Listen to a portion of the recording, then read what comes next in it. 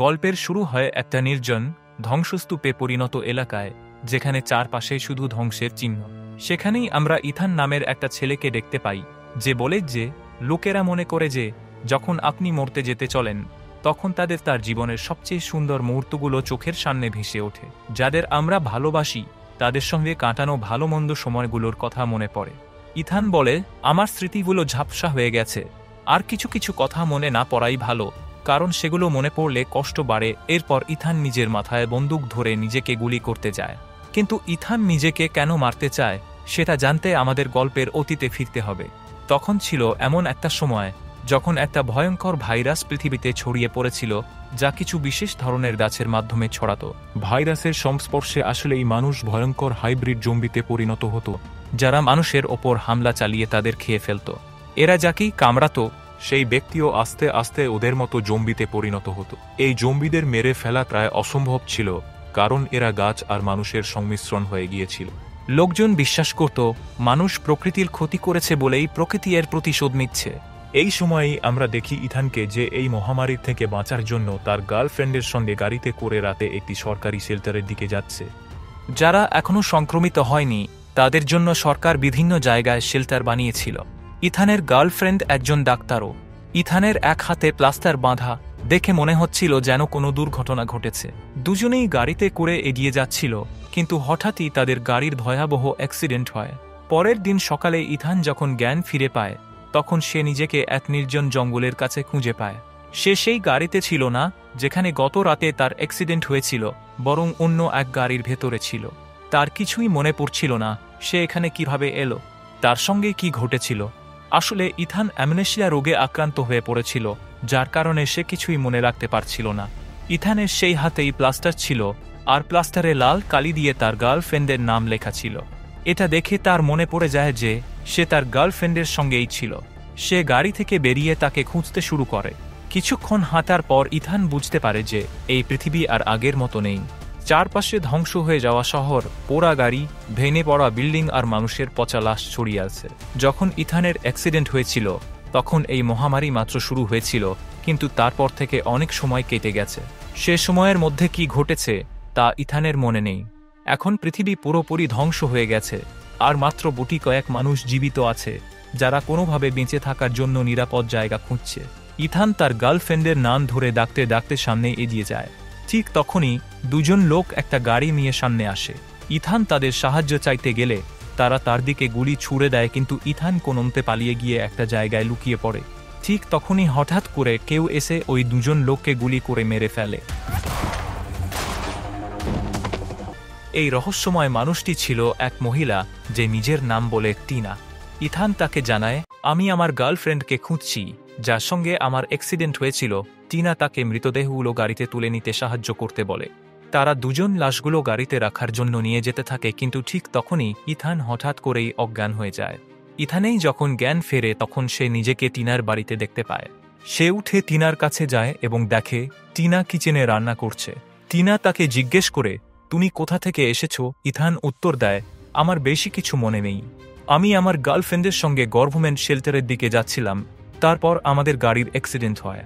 তারপর কি হলো আমি কিছুই জানি না। ইথান টিনার বাড়িতে কিছু পুরনো খবরের কাগজ দেখতে পায়। তখন সে জানতে পারে যে পৃথিবী মহামারীর কারণে পুরোপুরি ধ্বংস হয়ে গেছে, আর এই মহামারী এসেছে বহু বছর আগে। এটা পরে ইথান স্তব্ধ হয়ে যায়, কারণ তার মনে হচ্ছিল যে তার অ্যাক্সিডেন্টটা তো শুধু গতকাল রাতে হয়েছিল। টিনা তাকে জানায় যে বিজ্ঞানীরা বলছেন প্রকৃতি নিজেই এই সব ঘটাচ্ছে, যাতে সব মানুষ শেষ হয়ে যায় এবং পৃথিবী আবার সবুজ হয়ে উঠতে পারে। টিনা একজন শক্তিশালী, বুদ্ধিমান আর সাহসী মেয়ে, যে এই মহামারীর শুরু থেকেই বেঁচে থাকার লড়াই করে যাচ্ছে।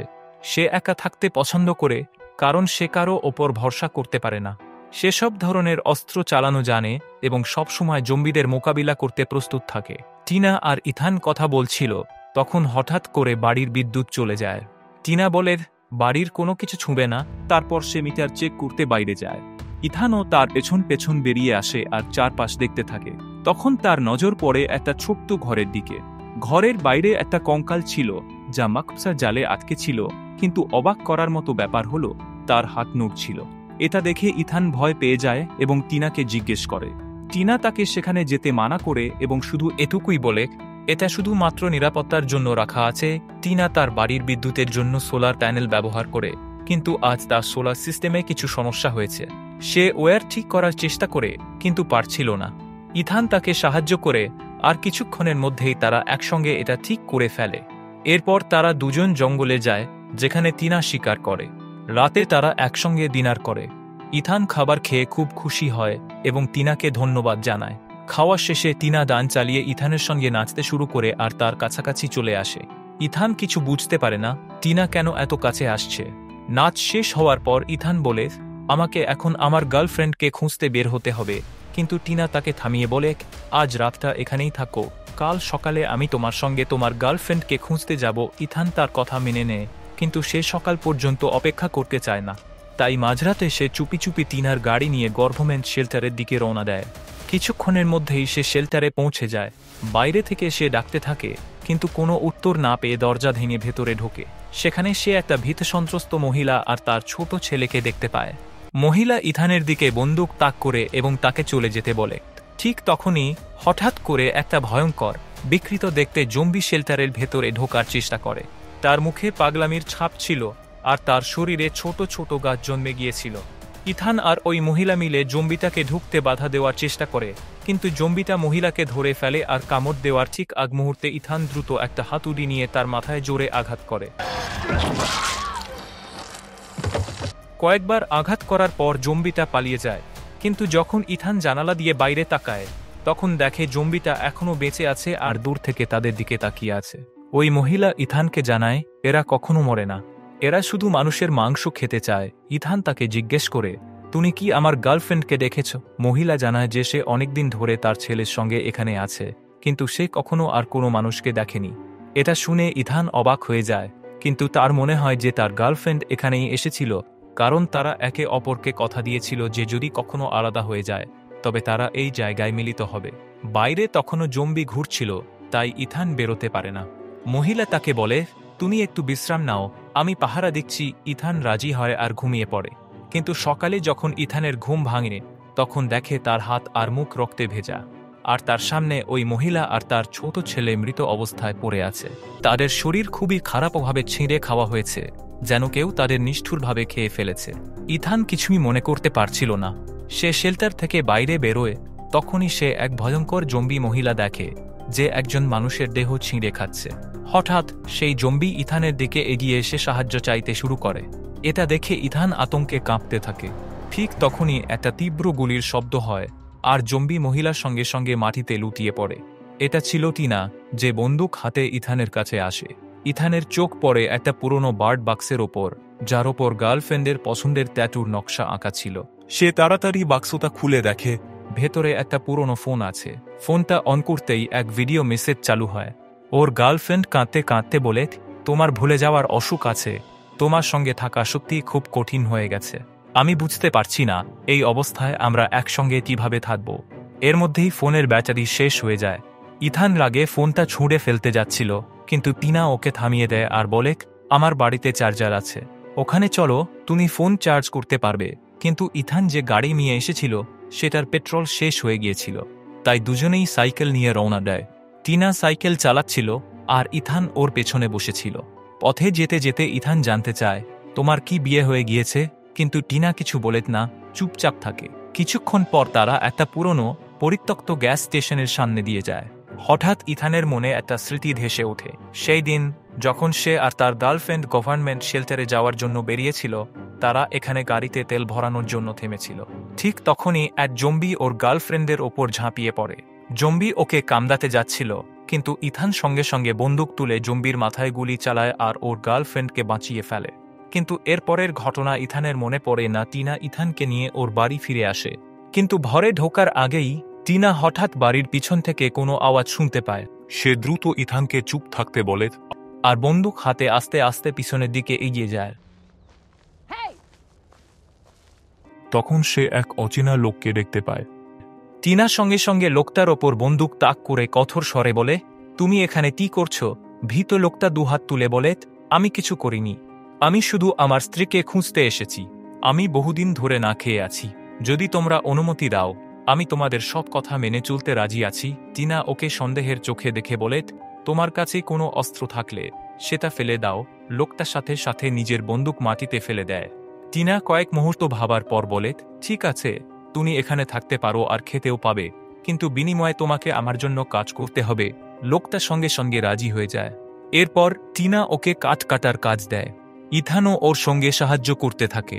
কাজ করতে করতে সেই লোক ইথানকে জিজ্ঞাসা করে, এই টিনা আসলে কে, আর তুমি ওকে কিভাবে চেনো? ইথান জবাব দেয়, সে আমার গার্লফ্রেন্ডকে খুঁজে পেতে আমাকে সাহায্য করছে।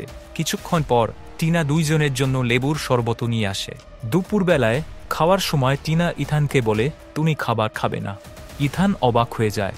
খাওয়ার সময় ইথান একটা অজুহাত দিয়ে খাওয়া এড়িয়ে যায় আর টেবিল থেকে উঠে যেতে থাকে। ঠিক তখনই ওর মাথা ঘুরতে শুরু করে, আর কিছু বুঝে ওঠার আগেই ও অজ্ঞান হয়ে মাটিতে পড়ে যায়। টিনা ইথানের দিকে ছুটে যায়, কিন্তু হঠাৎ সেই লোক, যে আগেই নিজের বন্দুক ছেড়ে দিয়েছিল, এবার আবার বন্দুক তুলে টিনার দিকে তাক করে এবং রেগে গিয়ে বলে, তুমি ইথানের সাথে কি করেছো? টিনা চুপচাপ তাকিয়ে থাকে, কিন্তু তখনই লোকটা নিজেও টলতে থাকে, তার মাথা ঘুরতে থাকে, আর কিছুক্ষণের মধ্যেই সেও অজ্ঞান হয়ে মাটিতে লুটিয়ে পড়ে, কারণ টিনা আগেই ওদের খাবারের মধ্যে অজ্ঞান হওয়ার ওষুধ মিশিয়ে দিয়েছিল। টিনা ইথানকে নিয়ে গিয়ে ঘরের ভেতরে যায়। কিছুক্ষণ পর ইথানের জ্ঞান ফেরে। সে আস্তে আস্তে বেরিয়ে আসে, কিন্তু তখন যা দেখে তাতে ওর নিঃশ্বাস আটকে যায়। দুজন অচেনা লোক ঘরে ঢুকে পড়েছে। তাদের একজন টিনাকে ধরে শক্ত করে চেয়ারে বেঁধে রেখেছে। ইথান হতবাক হয়ে যায়। এরা ওই লোকেরই সাথী যাকে টিনা অজ্ঞান করেছিল। এবার সেই লোকেরও জ্ঞান ফিরেছে। রাগে কাঁপতে কাঁপতে সে ইথানের দিকে তাকিয়ে বলে, আমার মনে হয় এই মেয়েটা আমার স্ত্রীকে মেরে ফেলেছে, আর সম্ভবত তোমার গার্লফ্রেন্ডকেও। ইথান পুরোপুরি বিশ্বাস করতে পারে না, কিন্তু তার মনেও সন্দেহ জাগে। সে আর লোকটা মিলে টিনার ঘর খুঁজতে শুরু করে। তখন ইথান একটা জায়গায় তার গার্লফ্রেন্ডের লকেট খুঁজে পায়। সে হতভম্ব হয়ে যায়। টিনাই কি সত্যি ওর গার্লফ্রেন্ডকে মেরে ফেলেছে? ওদিকে লোকটা একটা ব্যাগ খুঁজে পায়, যার মধ্যে অনেক লোকের জিনিসপত্র ছিল। এখন সব পরিষ্কার। টিনা শুধু একজনকে নয়, বরং অনেককেই মেরেছে। এদিকে লোকটার একজন সাথী বাড়ির পাশে একটা বন্ধ ঘরের দিকে এগিয়ে যায়। দরজা খুলে ভেতরে যেতেই সে থমকে যায়। ঘরটা যেন একটা হাসপাতালের মতো, আর সেখানে একটা লোক পড়ে আছে, কিন্তু তার দুইটা হাতই নেই। ভয়েতে লোকটা ছুটে বাইরে এসে সবার কাছে খবর দিতে যায়, কিন্তু তখনই সে টিনার সেট করা ফাঁদে পা দেয়। আর একটা বিশাল বিস্ফোরণ ঘটে। বিস্ফোরণ এতটাই শক্তিশালী ছিল যে তার সাথেও আসা আরেকজন সাথীও মারা যায়। বিস্ফোরণের আওয়াজ শুনে লোকটা বুঝতে পারে তার দুইজন সাথী মারা গেছে। সে রাগে দাউ দাউ করে জ্বলতে থাকে। এবার সে টিনার দিকে বন্দুক তাক করে চিৎকার করে ওঠে, তুমি আমার স্ত্রীকে কেন মেরেছো? ইথানও টিনার দিকে বন্দুক তুলে গম্ভীর গলায় বলে, আমার গার্লফ্রেন্ডকে কবে এবং কেন মেরেছো?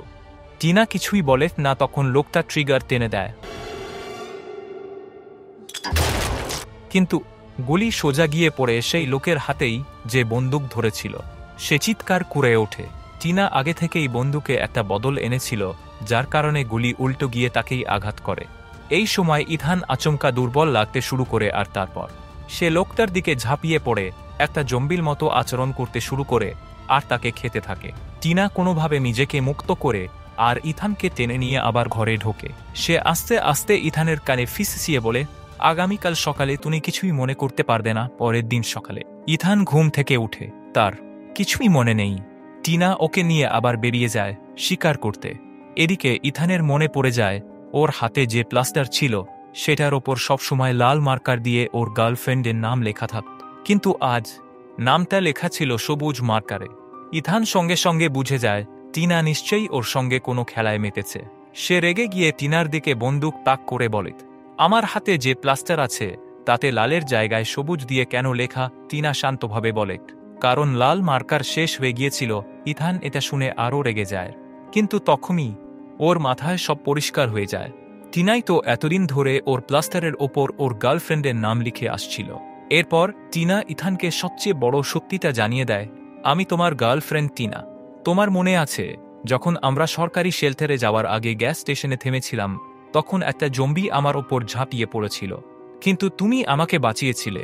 কিন্তু সেই জম্বিটা তোমার হাত কামড়ে দিয়েছিল, মানে তুমি তখনই সংক্রমিত হয়ে গিয়েছিলে। তুমি জম্বি হয়ে যাওয়ার পথে ছিলে। ইথানের চোখ বিস্ময়ে ফেটে যেতে থাকে। টিনা বলতে থাকে, এই সত্যিটা সবাই থেকে লুকিয়ে রাখার জন্যই আমি তোমার হাতে প্লাস্টার বেঁধে দিয়েছিলাম। ইথান আস্তে আস্তে প্লাস্টার খুলতে থাকে, কিন্তু যা দেখে সেটা কল্পনারও বাইরে ছিল। ওর ত্বকের ওপর ছোট ছোট গাছের মতো কিছু জন্মে গিয়েছে। টিনা বলে, আমি তোমাকে অনেক ভালোবাসতাম আর কোনোভাবেই তোমাকে জম্বি হতে দিতে চাইনি। তাই আমি অনেক মানুষকে মেরেছি আর তোমাকে মানব মাংস খাইয়েছি। এতে তুমি পুরোপুরি জম্বি হয়ে যাওনি, আর তোমার স্মৃতিভ্রষ্টতার কারণে আমার কাজটা আরও সহজ হয়েছিল, কারণ তুমি কিছুই মনে রাখতে না।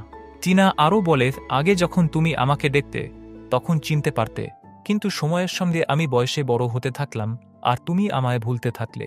কারণ আমি তোমাকে মানুষের মাংস খাওয়াতাম, তাই তোমার বয়স বাড়েনি। আমি তোমাকে ভালোবাসতাম ইথান, তাই আমি আমার পরিচয় লুকিয়ে রেখে মানুষকে মেরে গেছি শুধু তোমাকে বাঁচিয়ে রাখার জন্য। কিন্তু আর না, আমি আর কাউকে মারতে পারবো না। এখন আমি চাই আমরা একসঙ্গে থাকি চিরদিনের জন্য। ইথান আর জম্বি হয়ে অন্যদের বিপদে ফেলতে চায় না, তাই সে বন্দুক তুলে নেয়। তার চোখে জল। সে টিনার দিকে তাকিয়ে নিজের দিকে বন্দুক তাক করে। এটা সেই একই দৃশ্য যা আমরা গল্পের শুরুতে দেখেছিলাম। ইথান নিজেকে গুলি করে দেয়। গুলির শব্দের সঙ্গে সঙ্গে সে মাটিতে লুটিয়ে পড়ে, কিন্তু কয়েক সেকেন্ড পর তার আঙুল নড়ে ওঠে, তার চোখ খুলে যায়, কারণ এই ভাইরাসে আক্রান্ত জম্বিরা কখনো মরে না। ইথান অনেকক্ষণ ধরে কিছু খায়নি, তাই সে পুরোপুরি জম্বিতে পরিণত হতে চলেছে। টিনাও ইথানকে ছাড়া থাকতে চায় না, তাই সে ইথানকে বলে, তুমি আমায় কামড়ে দাও যাতে আমিও সংক্রমিত হয়ে যাই আর তোমার সঙ্গে থাকতে পারি। ইথান তার কথা শুনে টিনাকে কামড়ে দেয় এবং ইথান আর টিনা দুজনেই জম্বি হয়ে যায়। এখন তারা দুজন জম্বি হয়ে চিরকাল একসঙ্গে থাকবে। এইভাবেই সিনেমার শেষ হয়। বন্ধুরা, যদি আপনারা ইথানের জায়গায় থাকতেন তাহলে কি করতেন? নিজেকে শেষ করে দিতেন নাকি জম্বি হয়ে বেঁচে থাকতেন? কমেন্টে আপনাদের মতামত জানান। ভিডিওটা যদি ভালো লেগে থাকে তাহলে লাইক, শেয়ার আর সাবস্ক্রাইব করে বেল আইকন প্রেস করুন, যাতে নতুন মুভি এক্সপ্লেনেশন মিস না হয়। ততক্ষণ পর্যন্ত বাই বাই।